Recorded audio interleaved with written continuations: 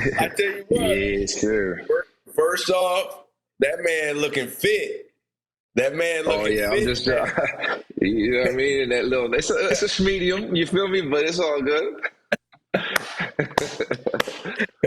Yo, what's going on, everyone? Welcome to the Devo and Chris Joe show. We back again for another Wednesday. We freestyling. We got some topics we gonna hit. We got our guy Jordan in the middle. Paulie's SDing again. Paulie SDing like a motherfucker all the time. What's new? All the time. New? Jordan, what's going on, man? How's your week been? Midweek, what's going on? You know, we're just cruising into vacation week. We actually do have something special coming up today. We don't know too many details on it, but Coach Boeheim's going to be on our show today to talk a little NIL. Donna DeToto wrote an article. Syracuse is doing the NIL collective, which is kind of just, hey, who's the biggest fan and can give us money to pay players? But that's this day and age. Is that as weird to you guys as it is to me? Just like, let's get all the fans together to donate, and then we can pay these players. I think, first of all, I think that's fucking awesome that these kids get to, right? I mean, like, Joe, go back. Definitely awesome. Weird and awesome can be intertwined. Yeah, I mean, usually it is. Usually when something's awesome, it's kind of weird as well. But I mean, going back to when we were playing, Joe, if we had these opportunities, man, come on, man.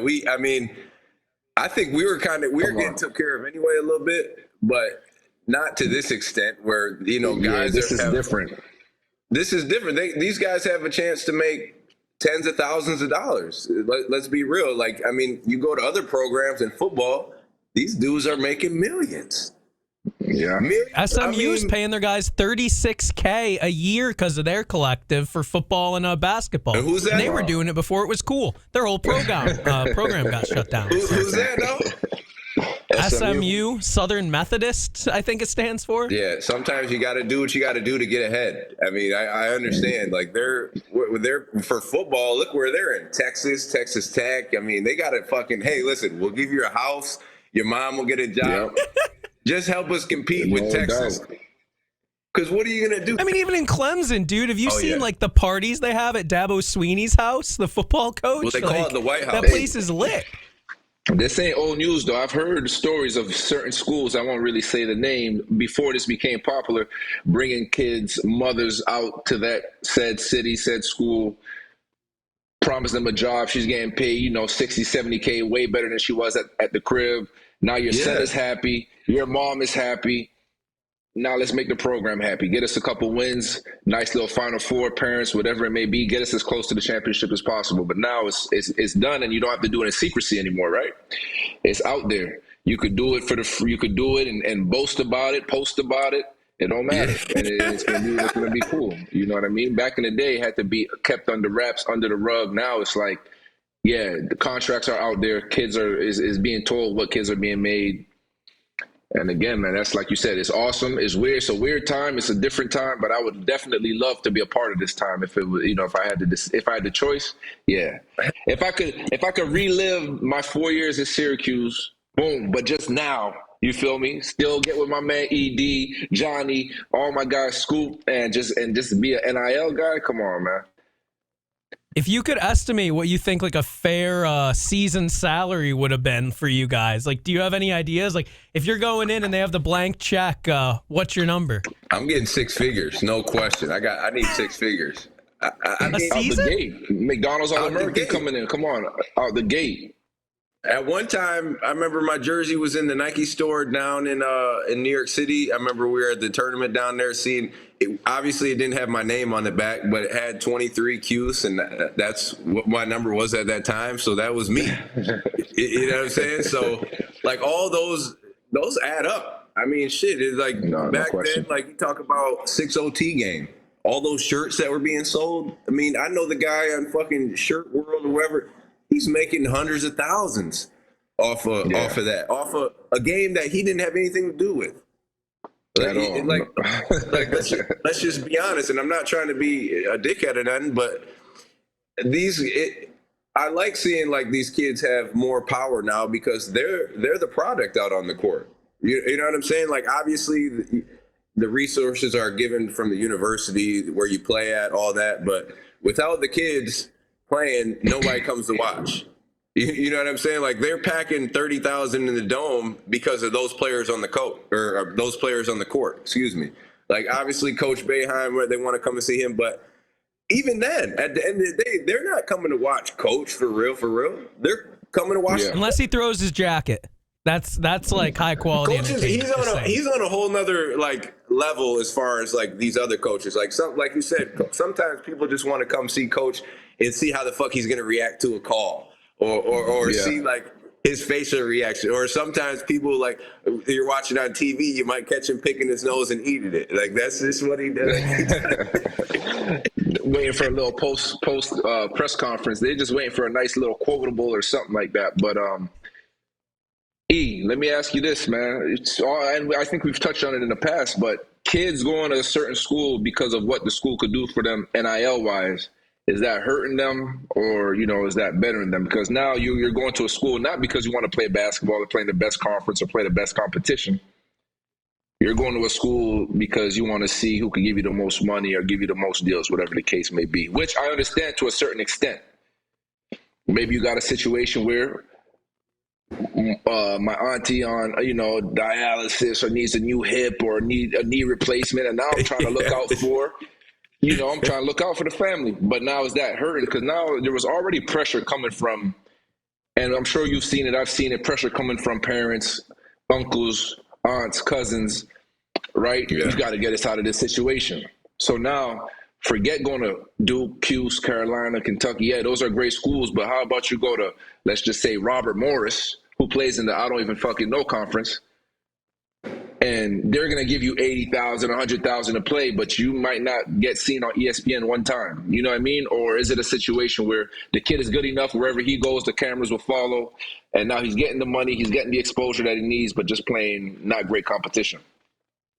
Yeah, it's tough, right? I think obviously it depends on the player and how good that player is, right? If a guy's like outstanding, he's probably not going to go to Robert Morris, first of all, because Robert Morris isn't going to have that budget to be able to pay him anyway, unless they just got a fucking Adam Weitzman. Fan collective, baby, let's go. Yeah, the like, new wave. The new wave. They got an Adam Weitzman who went to Robert Morris and who's handed it out like that.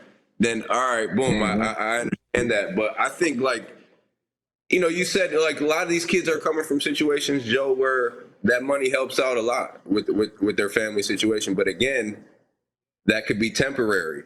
You know what I'm saying? We seen motherfuckers you hit the lottery, get $1 million, and then that $1 million gone 2 years later. You know what I mean? Question.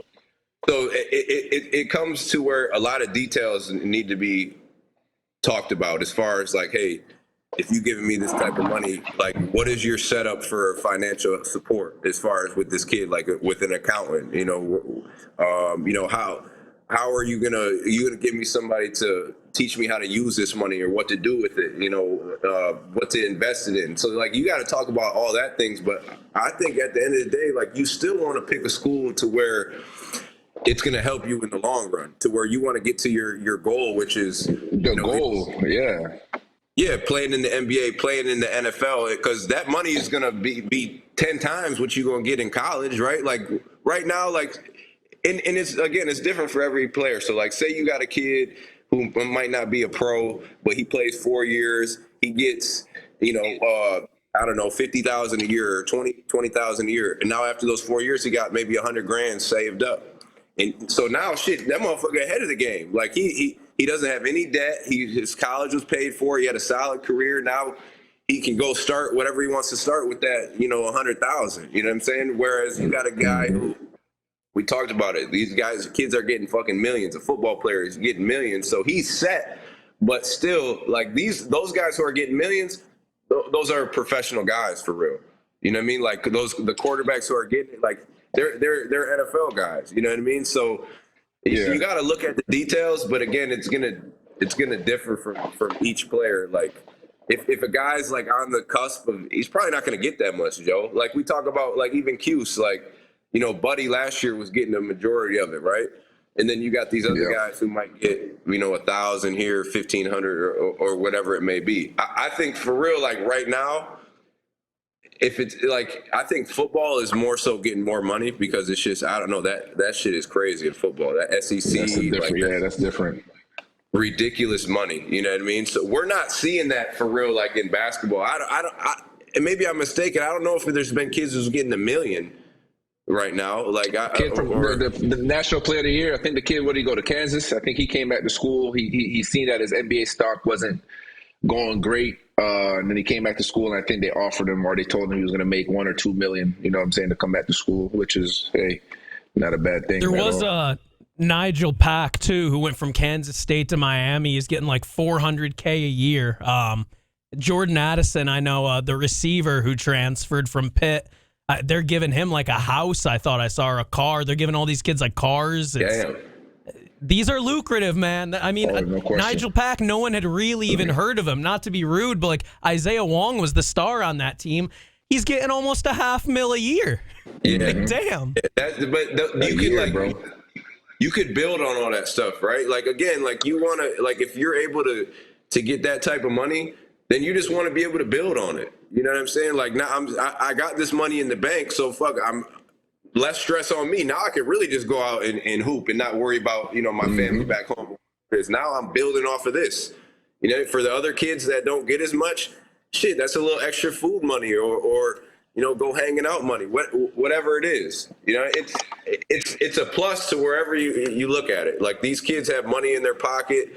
If you're one of the more elite players, you're going to have more money in your pocket. You know what I mean? But it's a win-win. It's a win-win for these kids. Like, and you got to think about it. Like the people who are giving you this money, now you got a connection with these people. These are usually people who got really big time successful businesses or whatever they got going.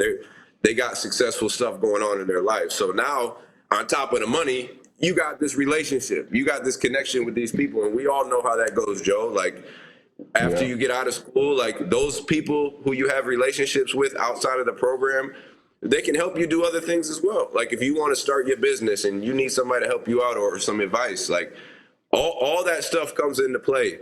And I think it's super important for wherever these kids go to school that these schools let them know about those things.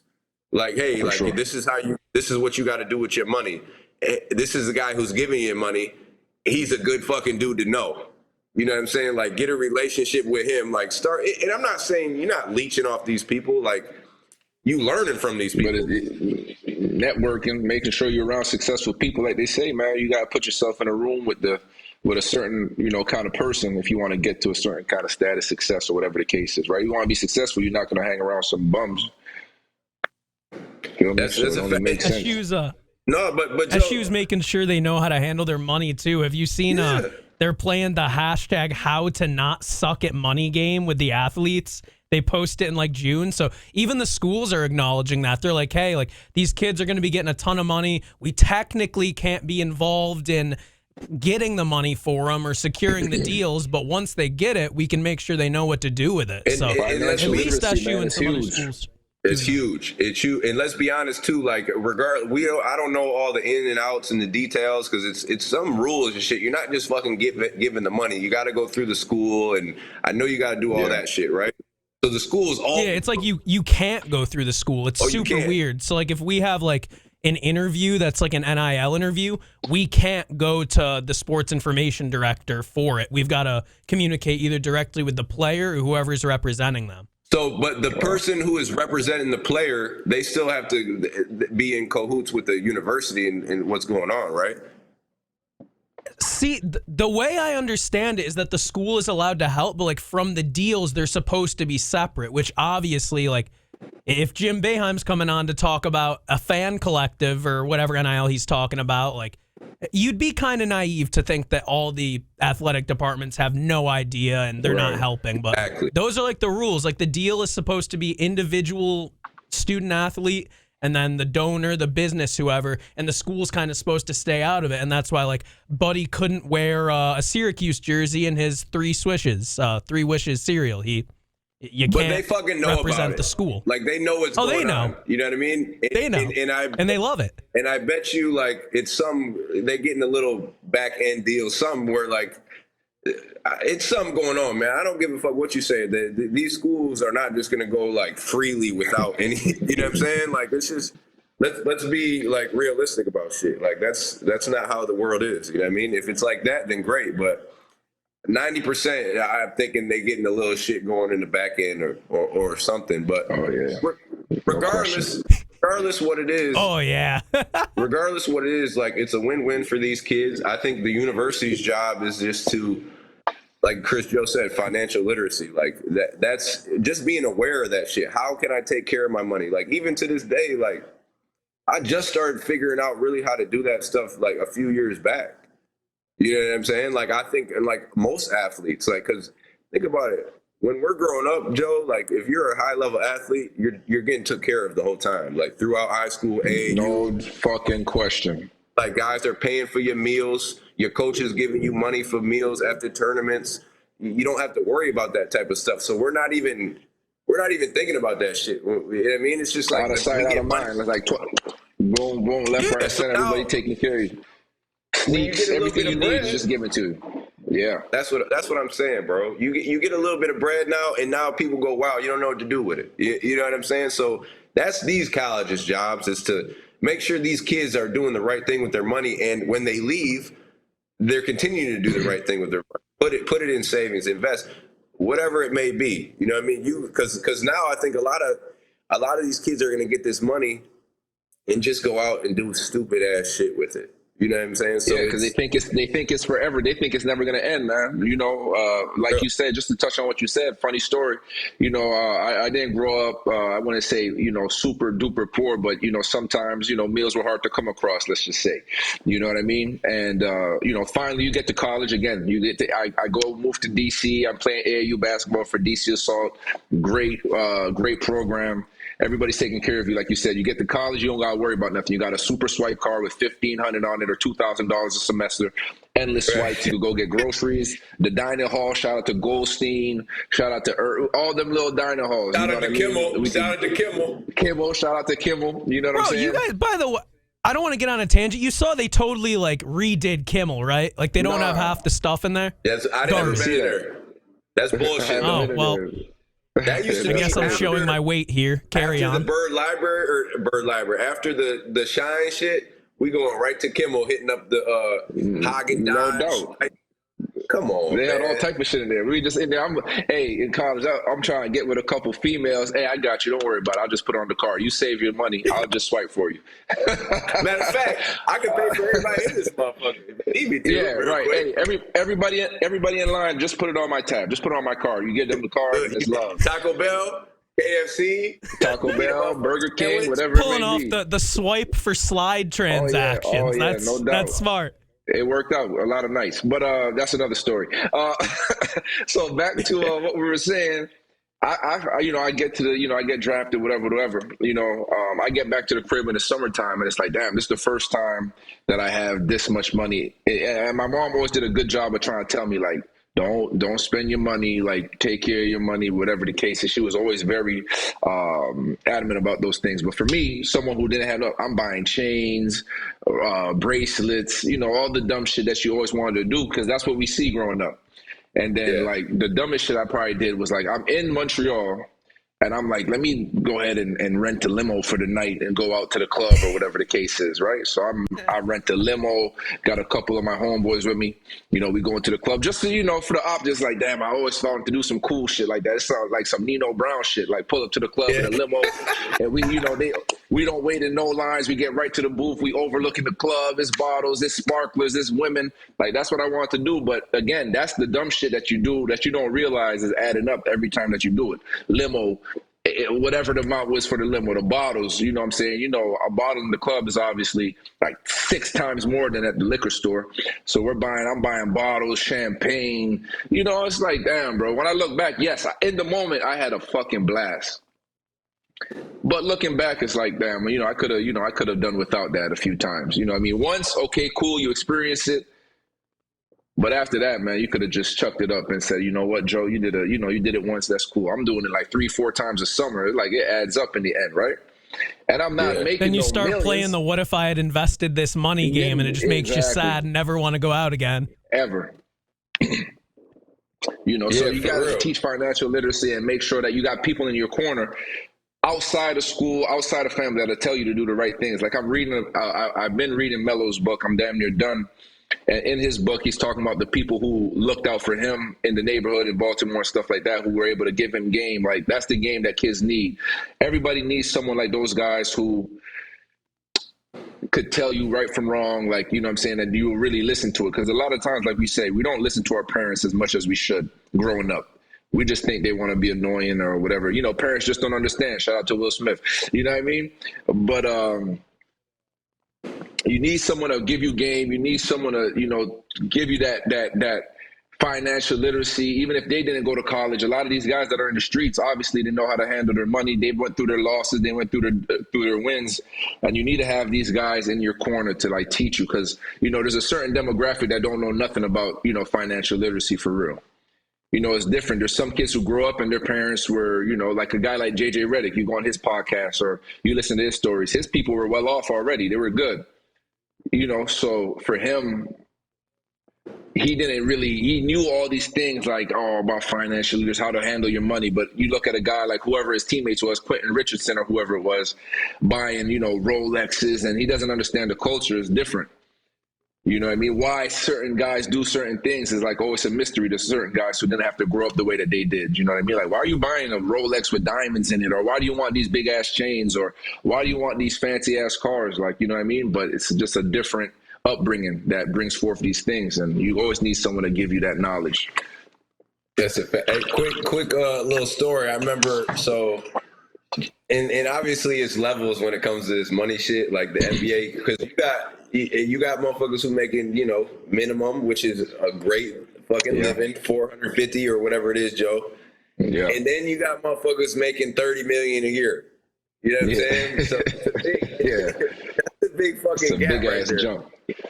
So I remember in the summer, me, my guy Wilson Chandler, shout out to Wilson Chandler, 13 years in the league.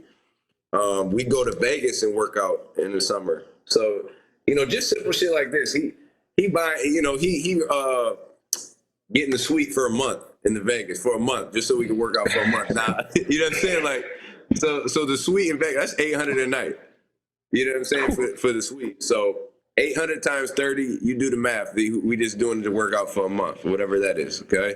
Yeah. Bro, 24K. That's like a quarter of 100,000. Oh my god. Real quick. You know what I'm saying? For how he was making it. You know what I'm saying? That's a quick year after taxes for your boy. Shout out Wilson for that. Yeah, he's making $12 million a year or something. So it's not like that's really nothing too big for him. You know what I'm saying? Vegas seems like a dangerous place to work out. I know they do like the summer stuff there, but it seems like a tough place to lock in. Oh, trust me. We had a couple of nights where I came in where a motherfucker right from the club. We going right to the workout for the club. Motherfucker ain't even got it. But so like you said, Jordan, it's a lot of NBA guys in the summer in Vegas. So, we're working out. We work out in the morning. And then the rest of the day we really chill. Like we might come back and shoot later, and then you usually go out at night and get together with other guys. So other guys were like Al Harrington. Who else was there? Maybe Stephen Jackson sometimes. Yeah. So like Al was Will Boy. He played with the Knicks together. So I remember, working out with Al, just hearing these dudes talking, and they're going out. This dude Al talking about, man, I just got to stop spending so much money. And then I'm over here talking, and he's like, damn, I hadn't spent damn near $300,000 this summer, and it's fucking, it's only the first month of the 2 months of the summer. Shit, we still got July. A whole month and a half left.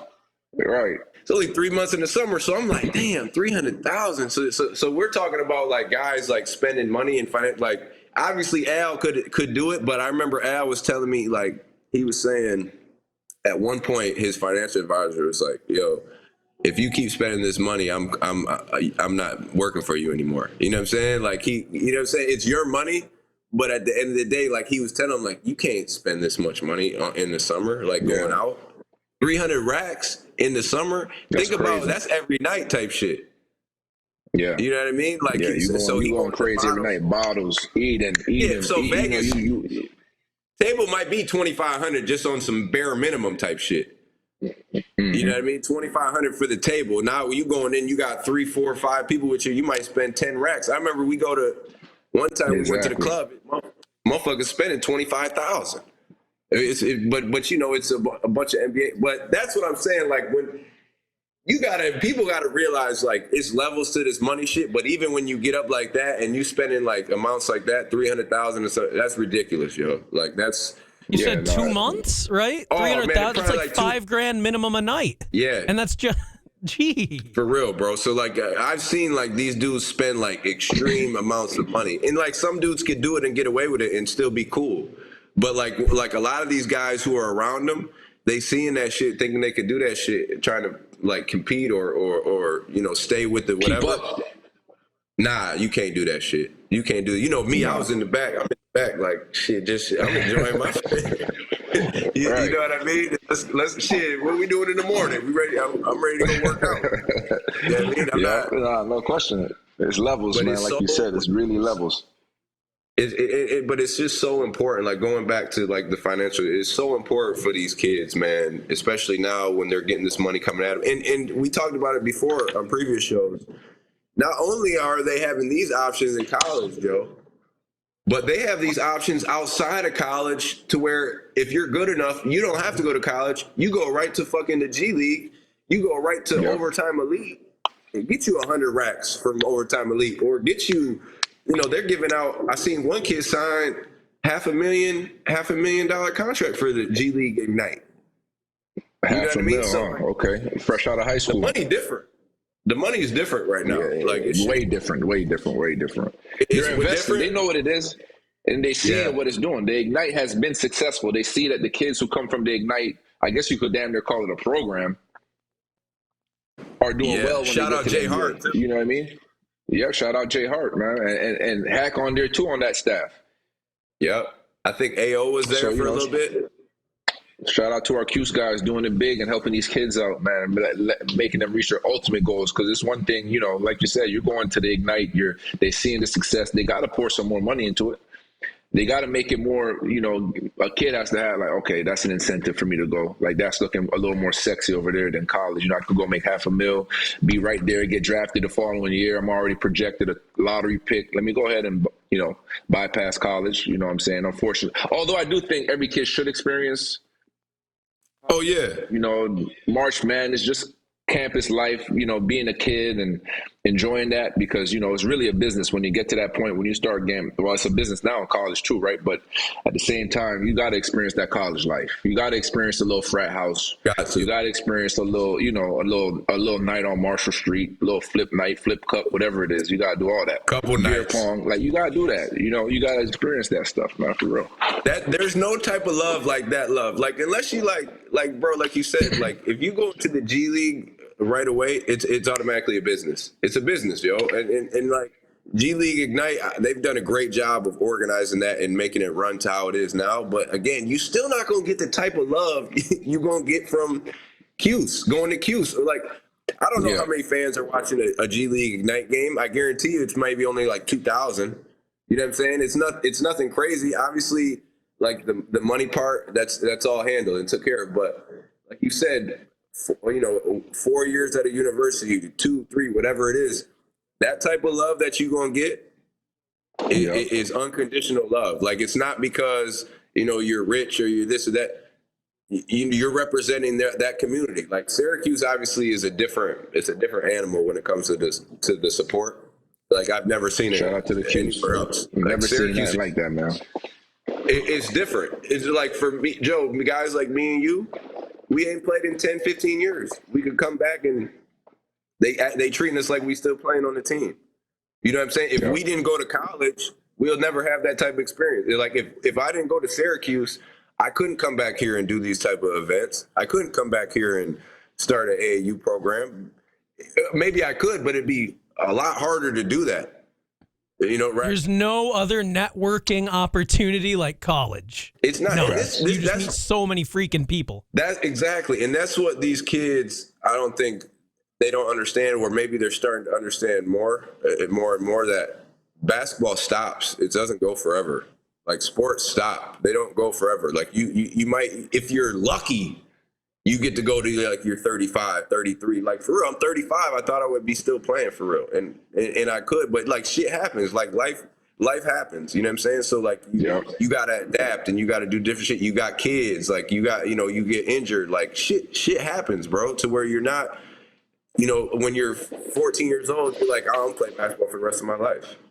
You know what I'm saying? That's what your mindset is. You're thinking. You're not thinking about all the other shit you have to think about as an adult. But when you get there and the moments happen, now you got to fucking adjust. Like guys like me and you, like we kind of had to figure out on ourselves, like by ourselves. Mm-hmm. Yeah, we got support from the community, but we kind of had to navigate ourselves and figure it out. Now these kids have an opportunity to figure that out before they stop playing. You know what I'm saying? Like guys who are playing right now, like, okay, they could learn about this financial stuff. They could learn about connecting with the alum or connecting with business owners, because that door is going to be open more for you than it is going to be for somebody else. Because let's be real, like that owner of that team might be a fan of yours, or he might fucking love Syracuse basketball. So like the rooms that people would love to get in with high level motherfuckers, we can walk right into that motherfucker. We could strut into that motherfucker. I could fucking strut in that motherfucker. I could crip walk into that motherfucker because they want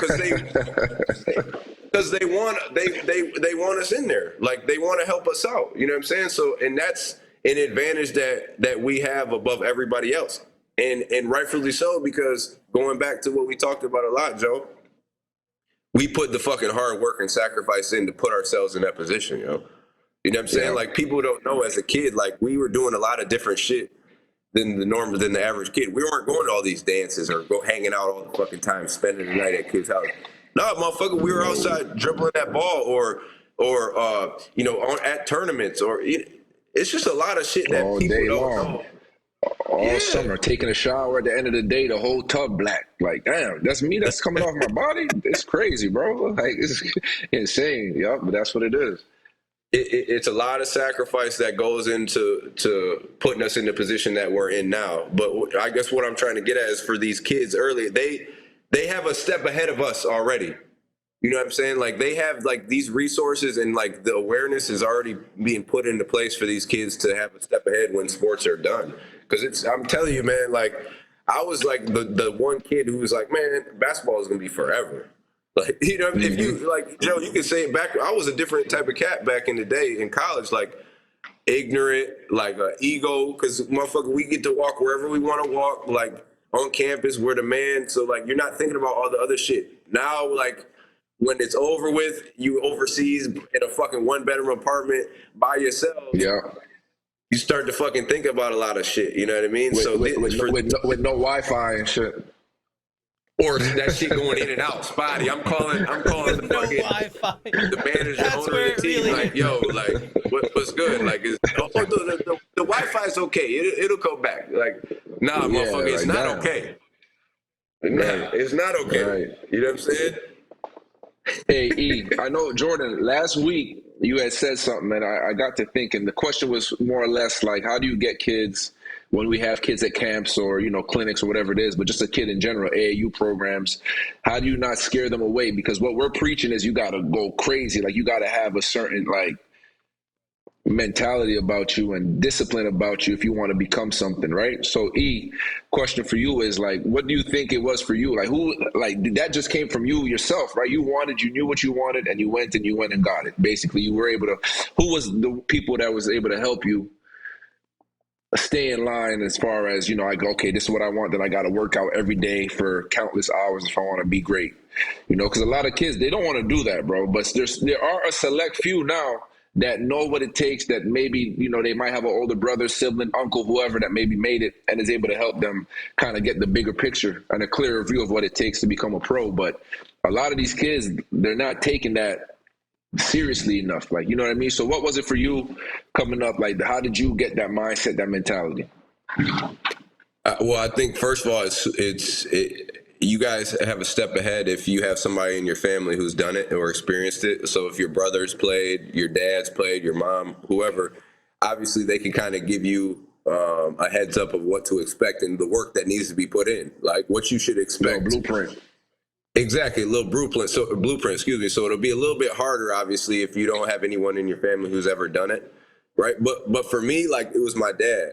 So my dad, like he didn't really like play high level, but he loved the game. So he put it in my hand, and it was kind of just introduced to me. But from then on, bro, it was just for me. I was locked in right away. Like 7, 8 years old. Like it was every single day. Like he'd be like, hey, go work on your left hand. And now I'm teaming up with the kids in the neighborhood playing. You know, I always playing with older kids. I'm 8 years old playing with 15, 16 years old. It's just how I was always playing like that. And, you know, back then it was different. My mom would be like, go ahead, go outside, and we'll see you in a little bit. You know, obviously it's different now, but we were playing. I'll walk from home to the YMCA, and I'll be in the Y 8 hours a day, all day. We just do it. We'd go across the street to rallies. Yo, I don't know if you remember rallies. So we go across the street to rallies, and just get a little fucking small fry for like $1 or some shit, and then go back across the street. Go back across the street. We'll chill for a second, like at lunch. Go back and go start playing again. You know what I mean? Was it rallies or was it checkers? Was it checkers back then? Same type of shit. Rallies and the checkers are the same shit. So we had rallies down the street. It was the checkers. You know what I mean? So it was the. Got you. Yeah. It was the same type of shit, but that was back in the day. We was fucking up rallies. I'll tell you that. We was fucking rallies up. Yo. Dude, you're bringing me back. I used to go to the East Area YMCA, dude, and there were those kids, like you said, like they'd be there, like right when I got there on like a snow day or whatever at 8 a.m. You go to the gym, you come back, you're on your way out, you see them coming back from McDonald's, ball under the arm, ready to play again, dude. Like just back and forth. But you can't tell like an 8 or 9 year old, you've got to spend as much time on this, if not more, than like your school and hanging with your friends and stuff. That's like you guys said, that's where it gets difficult. They don't get it. 100%. Like in that for me, like kids was talking shit already. Like I didn't give a fuck. Like I was like, because at the end of the day, as I kept getting older, motherfuckers was looking up to me. I'm 4th grade playing with 8th graders. Now they looking at me. But like the mindset came from me playing with older guys, you know? Like I remember we're at the community center playing. I'm the youngest one. Dudes talking shit to me. Like I'm fucking 8, 9 years old. Dudes cursing me out. You know what I mean? Talking shit like, yo, motherfucker, like you know, but I'm holding my own. But like I never back down, but it like instilled something in me to like where I had that chip on my shoulder. Like, man, this motherfucker always talk. And like, you know, this is what type of ball I grew up playing in, bro. So like old grown men, like old grown men. This one motherfucker who was like, you said, yo, he could jump so high. Motherfucker who used to be telling us, man, I used to be jumping over cars and shit. You know what I'm saying? Like he, like that type of motherfucker. But we get the games where, man, you can't even finish a fucking game. Motherfuckers arguing so much. You know what I'm saying? Like that's the type of shit I grew up into.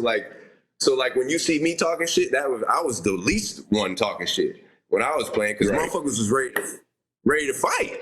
You know what I'm saying? Like my man, and if it wasn't playing with grown men, I was playing with my man and R.I.P. It's Day Hardwick. He had passed away a while ago. He had cancer, but he was bro. We go to the Y after school and play like 100 games of 1-on-1, and he beat me like 80-20. You know what I'm saying? Like, but I remember when I beat him, he'd want to fight me. Like he literally like started punching me and shit. I'm like, damn. So like, I won the last 7. Leave me alone. I'm not saying like obviously you got to take that out, kids, but I was like right in it from the beginning. Like I was in it. Like that's how my mindset was, and I think like a lot of these kids, like they could they're shooting, they're playing by themselves, they're doing that, but they not really getting in that heat. Really in that battle, like where you throw yourself into where you figure out like when you competing at a high level and you fucking start losing, that shit gonna bother you a little bit. No question. You know what I'm saying? 'Cause why the fuck am I gonna keep going over here and lose every fucking time and be happy about the shit? Hell no. Like we started fighting. Like we're like literally fighting, Joe. Like, you know, you and your brother had those moments. Like that's how you start to build that edge and that chip. And a lot of these kids are just, doing drills every fucking day, all day. I'm not saying you got to work on your skill work, but yo, bro, I was competing. That's how I fell in love with it. And then the drill shit came after. You know what I mean? Like I had people along the way to like help me and guide me to like learn how to play the game the right way. But it started with competing, yo. Roll that motherfucker out and let's go. Like that's how. This is a good jumping off point a little bit too. I know we talked about it beforehand, but we're talking about getting thrown to the fire and competing at an early age. We talked about this a little bit before we got on, but John Rothstein, CBS Sports Hungriest Insider, I was telling you guys what he thinks the Syracuse starting lineup is going to be, and I think we all know damn well there's going to be a freshman or maybe two in there, but he had Judah Mintz, Joe Girard, Symir Torrance, Benny Williams, Jesse Edwards. I was talking to you guys before the show. You seem to agree with the general consensus. Like, yeah, Symir played the back line a little bit when Buddy was out against Duke in the tourney, but like, is that going to work for you guys? If not, we got to figure out who's going to play the 3 and the 4. Fuck no. Joe, what do you think? It's not fucking working. Nah, that wouldn't work. In my opinion, that wouldn't work. That's like a 3-guard front, really. You know what I mean? You got Symir playing the back. Yes, maybe for a game, you could switch things up during the game, a different scheme. But for the length of a season, that starting lineup wouldn't get it done. In my opinion. So like you mentioned Chris Bunch might have to start, or you mentioned, there will be at least it could be possibly 2 freshmen starting, like you said. But that's starting. I'm excited for Malik Brown, man. They've got him listed at 6'8", 213. Like, I want to see him get in there and like play the 4. Like, that'd be awesome. We know Chris Bunch is a really good player, probably like the most complete guy coming in this freshman class, at least before Judah, but yeah, dude, like Malik Brown might have to play. Like, you got a 6'6" point guard, Kadir Copeland, who, if he's doing well, I mean, he's out of Philly. He's got some skills. Now, maybe he's a guy you throw in the front. Yeah, dude, he's a but guy like, that I just can't see it, that lineup. He might be able to play that back. Was that he? 6'6" with Copeland. But I just think, right? To Joe's point, I don't think, like, at times, like, okay, we need a fucking 2-3 minutes here, we'll throw them in just to throw them up. But we need to be able to rebound so we can get out and run. That guy right there on that wing, like, doesn't necessarily have to score the ball or do any. You got to be a fucking pest defensively. You got to be on the boards crazy, and you got to be running the floor at that position, especially as a freshman. We're not looking for this kid to come in and get who's ever at that position. We don't need you to come in and score the ball like that. Come in and do all the little things that's going to keep you on the floor.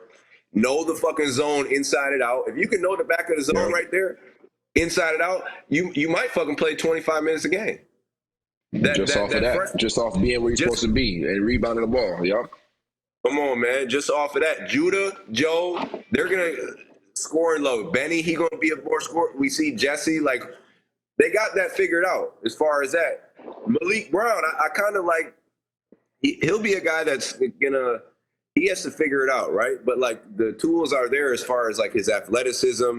He's a typical body, like, of a Syracuse forward, like, could move, can cover space. Like, you think about Hakeem Work, he was a project coming in his first year as a freshman. Mm-hmm. Right, and then he comes in and wins a national championship his sophomore year, and then you see him his junior and senior year. The motherfucker is one of the best players in the nation. So, like, we have those guys right now, those type of guys with that type of talent who just need to be molded into something. You know what I mean? But at this time right now, as a freshman, come in and just fucking be a freak out there. Be a freak as far as, like, use your tools that God gave you. And then everything else will come into play. But why the fuck is John Rothstein saying he never even played basketball in his life? He never dribbled a fucking ball. This motherfucker just guessing this shit. Hey, who knows? Malik Brown's listed at 213, by the way. Fans will love that. That's good right there. That's nice. 6'8", 213. Chris Bunch, inch shorter, 172 they have him at. So, like, those are two very different players right there. That's what they have him, or 180, excuse me. But they got him at 180 at 6'7". They got Malik 1 inch taller, 33 pounds more. So, like, you're going to see two different types of guys right there. Yeah. I know they're both forwards about the same height. Those are going to be two different types of ball players. Yeah, you said 2 words. You said 2 things, E, that first of all, excite me about this season is first was athleticism. You mentioned athleticism. I know we have a lot more athletes on this year's team, young or not, than we did in the past. This, like you said, it looks more like a prototypical Syracuse basketball team from just the heights listed, just the eye test. You know what I'm saying? It looks like Syracuse. You go to an open run, you're going to see guys dunking. You're going to see guys, getting out in transition, which is something that we've been missing. These are guys that are going to be able to rebound the basketball just off, like you said, just off your God-given abilities, your athleticism. Another thing you said just right now was Benny Williams. I'm looking forward to seeing Benny come in. We all know that he went through, do I want to call it hardship? He went through a tough time, his freshman year, which more than likely most freshmen in the country go through some hard shit, right? He made it clear that he didn't want to leave. He made it clear that he himself understood that he had some things to work on. And I believe that he's learning how to, sometimes you have to learn how to work hard. Because for a long time, things were just, because of your abilities, high school was probably easy for him. He's a 4-star recruit? Was he a 5-4 or 5-star recruit? Yeah, he's like 4 or 5.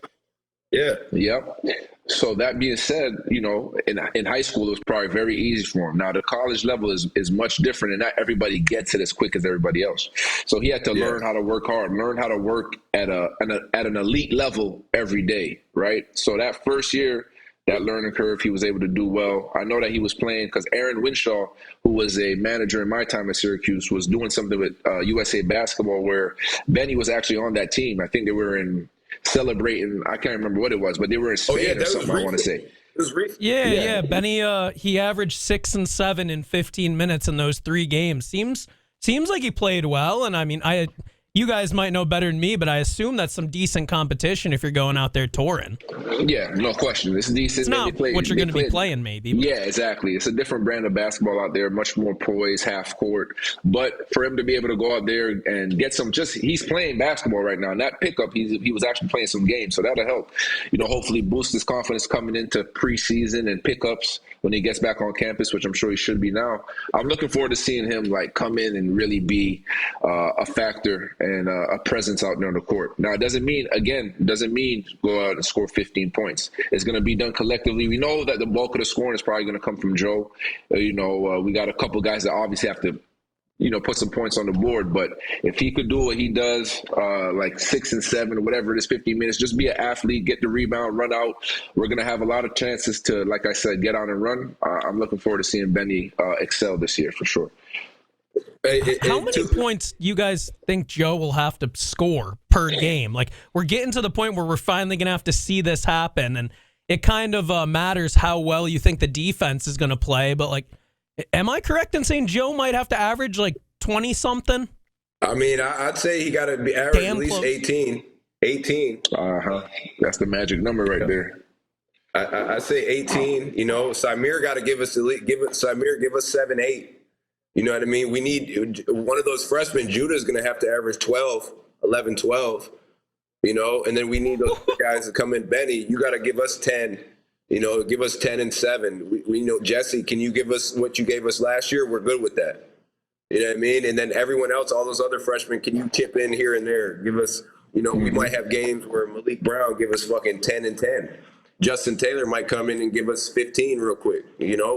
We got that's the good thing that we have. We have options and we have talent. Whereas, not saying we didn't have good players last year, but we had too much of the same player last year.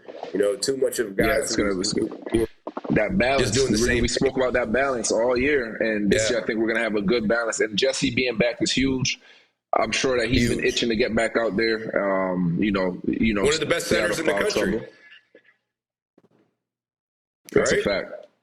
I mean, that's a fact. Average 2.5 blocks or something like that last year, huge.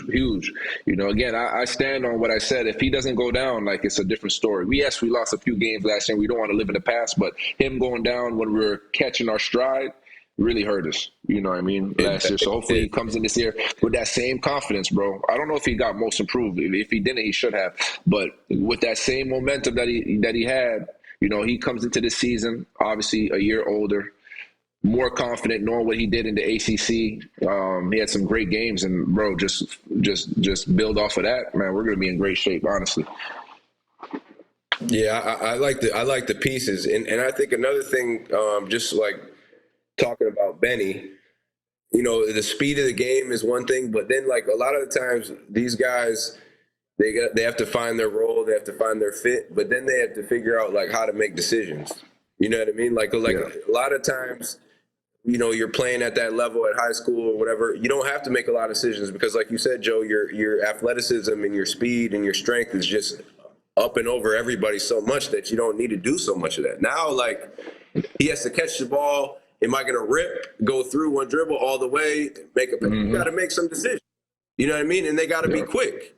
You only get a second, half a second to make a decision and to make the right decision. So I think that that's another step for these guys who have been there. Like, hey, let's make the right decisions now. You know, when I get the ball, be decisive with it.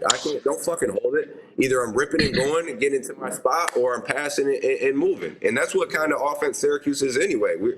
We're just spaced out, and when we excel, it's guys who can make decisions with the ball in their hands, right? They don't need another motherfucker to replay 1, 2, 3. You're either running 1, you're either running 2, you're running 3. I mean, come out. Even I know floppy.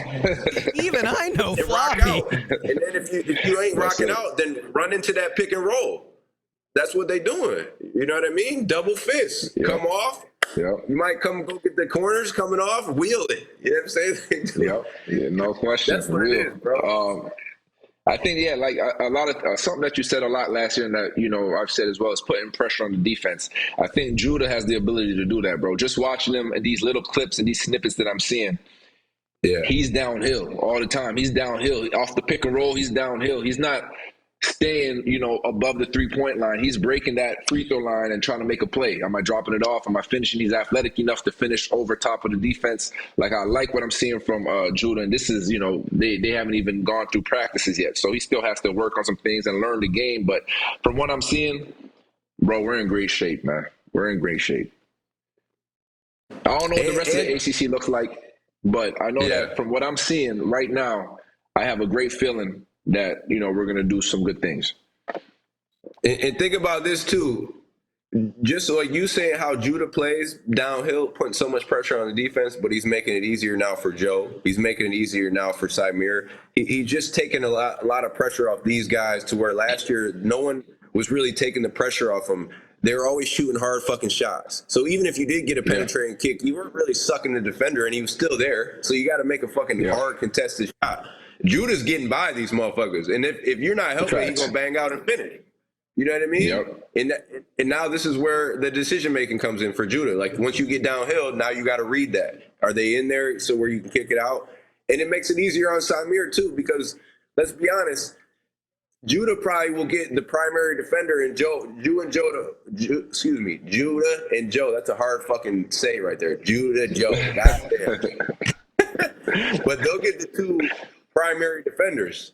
So now Symir, he showed at the end of the season against Duke he can get in the lane and create. So now it's a little bit easier for him. You got the third best guy on you, go ahead, rock out. Get in the fucking lane and make a play. So we got more options. It's going to be ups and downs, but from the roster, from top to bottom, much more talent, just, you know, much more options as far as what we can do as a team. Yeah, dude, I'm just sitting here imagining, right? You're going to have either Symir or Judah with the ball, Jesse setting the pick, probably rolling. You'll have Benny cutting back from the corner, and he'll be going for the oops. You'll have Joe in the other corner on the wing. Like, it's not going to be like ISO chuck up a three anymore, hopefully. Like, you can score with this team, assuming they all are on pace to play together and at this level. But there's options, like you said. I'm hoping anyway. Real optimistic, man. Yeah, I like. It's more. The more and more I look at this team, I like them a lot more every time I see them. Every time I look at them, just because, like, when you have athletes like that, like, you could figure out the rest of the shit. Like, we could teach him how to play the zone. You can't teach that motherfucker how to create that space and get that space and get out there, or the motherfucker just jump up there high as shit. You can't teach Benny Williams athleticism. You know what I'm saying? Like, so like the stuff that we can't teach, we have that. You know what I'm saying? And then, like, the stuff that we teach, Coach Boeheim gonna take care of that shit. You know what I mean? Like, Red gonna take care of that shit. G-Mac gonna take care of that shit. G-Mac gonna make sure Judah know how to make a decision when he get downhill. For sure. You know what I mean? Like those stuffs they'll learn as they go and deeper into the season. But the stuff that we have already, like you can't teach that stuff, and that's why I think like people are starting to be excited because like we were talking about in recent shows, like there'll be games where these motherfuckers get an alley-oop dunk, steal, fast break dunk, boom, right away. Yeah. You know, and then like damn, like now that's when the dome is really rocking. You get a couple of those, now you get Joe out in transition. Spray it out to Trey him for ball, a three. whatever it do. Oh my God, you can't even hear yourself think. The dome go crazy. 30,000 just going crazy. Man, shit going down now. So no, I'm excited about seeing these guys, and you know what I'm excited about is fucking doing the post game. Me and my man Chris Joe rocking out again at fucking what's the spot? Damn. Are you talking the watch party you guys did? Yeah, at the pub. That was at Home Team. At Home Team Pub. Yeah. Yep. So Yeah, we'll have to get you guys on location when you're in town, Chris. That was fun. We might have to have a third person there to make sure you guys are keeping straight. But we we'll were. be good. You got. No, I'm just playing. That's a fun place, though. Remember, they were bringing you poutine and everything. Yeah, Like, oh, let's go. A few poutines, a few what was it? A few some ginger ale and some I don't know what cranberry and some other stuff. You know what I mean? It was a great night. It was in there. We got it going now. Now the result wasn't what we wanted. We really got our ass whooped, but it was fun. Low key though, that's why it was so good because you're just in this public setting, like, would you like some more poutine, sir? Get out! But I know one thing for sure. Me and Joe always gonna have fun with it, regardless of what's going on. It's always gonna be a good time. Yeah. For sure, man. That's why we're here. And by the way, you mentioned you're not sure where all the other ACC teams stand. I've been checking out a couple of those way too early projections from different platforms, which mean absolute, jack shit, whatever. But it seems like middle of the pack is about where a lot of people have us. Like Notre Dame's above us on a lot of these rankings. Wake Forest is right there. We're in like the 12-9 range. So, oh, really? I mean, that's the expectation. Yeah. No one knows shit right now. Let's just be honest, Exactly. No one knows. An injury could change the season, or guys, like they say, they don't know what's going on right now. They don't know what's cooking up in the Mello Center right now. Anyway. Yeah, could be a sleeper out there, and it could be a sleeper in the ACC conference. We don't know. It could be some guy come out, he get Player of the Year. You know what I mean? It's just. You don't know until you step out on that floor. But I have a good feeling about this year. I even like just going into the next years ahead with these guys, they got a good class to build with. Oh yeah, and Judah's already on like NBA draft boards, like late first round picks. So like if we get that sort of production out of him, if we get what we were hoping out of Benny when he was like the 18th ranked recruit in the country, like watch out, man. Watch out. Yeah. Watch your head, too, because this is going to be a lot of thunderous dunks, man, that we haven't seen. I'm looking forward to it.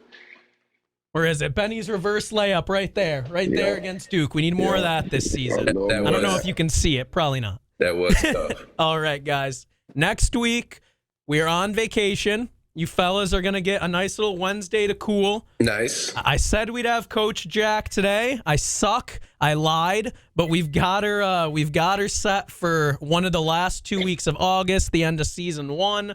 Billy Owens set to join as well. So when we get back, we'll get Paulie back in here, and he'll talk to the people who he knows the history about. I'm just glad to be able to talk with you guys when we can. But that's what we got for the week. You guys have anything that you want to promote that you have going on? Let the people hear it, and I will. I'll bring down the curtain. Yeah, real quick. We got ED23 Hoops. We got AAU tryouts Sunday for 10 under, 12 and under, and 16 and under, I believe. So Sunday, Tip Hill Community Center, started at 10 o'clock. If you want to get your kid involved, bring them. Bring your game, because if you don't bring your game, then I promise you I'm getting out there and I'm embarrassing them a little bit. All right? Nah, but for real, man, appreciate you guys as always. Joe, you already know what time it is. Joe, what you got? You got something for us? Yes, sir. Oh, no, nothing crazy, man. Shout out the first time listeners. Shout out to our long time listeners. We appreciate you guys in the chat.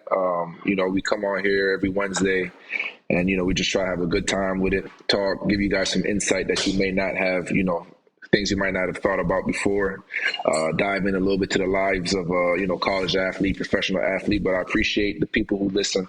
And as always, bro, it's been fun. Jordan, appreciate you. No doubt. Till next time, you already know.